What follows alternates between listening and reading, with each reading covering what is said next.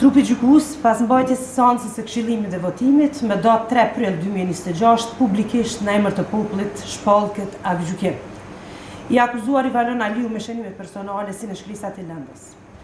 Është fajtor për veprën penale vrasje rënd, veprës penale mbajtja në pronësi, kontroll ose posedim të paautorizuar të armëve dhe veprës penale kanosja. Andaj, gjykata mbase dispozitat Kodit Penal të Republikës Kosovës dhe Kodit Procedurës Penale të Republikës Kosovës të akuzuarit i cakton për veprën penale vrasje rënd dënim me burgim në kozgjatje prej 22 viteve. Për veprën penale mbajtje në pronësi, kontroll ose posedim të paautorizuar të armëve, dënim me burgim në kozgjatje prej 1 vit.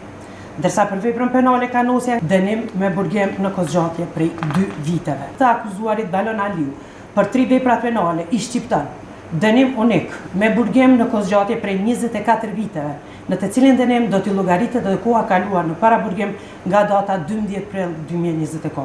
Konfiskohet në mënyrë të përhershme arma siç përshkruhet në akt akuzë. Të dëmtuarit Meliati Cokli, Gazmend Cokli, Drilon Cokli dhe Qëndresa Zymbiri për realizimin e kërkesës pasurore juridike udhëzohen në kontest civil. Detyrohet i akuzuarit që t'i paguajë shpenzimet e procedurës penale në afat prej 30 ditësh nga dita e plotfuqishmërisë së këtij aktgjykimi. Të akuzuarit i vazhdohet masa e paraburgimit deri në plotfuqishmërinë e këtij aktgjykimi, por jo më tepër se dënimi i shqiptuar me këtë aktgjykim. Në pikat shkurtë arsyetime brenda afatit ligjor, gjykata do ta përpiloj aktgjykimin fond të shkuar me pjesën e tij arsyetuese, kundrejt cilët palët e pakënaqura kanë drejt ushtrojnë ankesë në afat prej 30 ditësh pas pranimit të kopjes së aktgjykimit. Ankesa i drejtohet gjykatës themelore Ferizaj për gjykatën e apelit Prishtinë.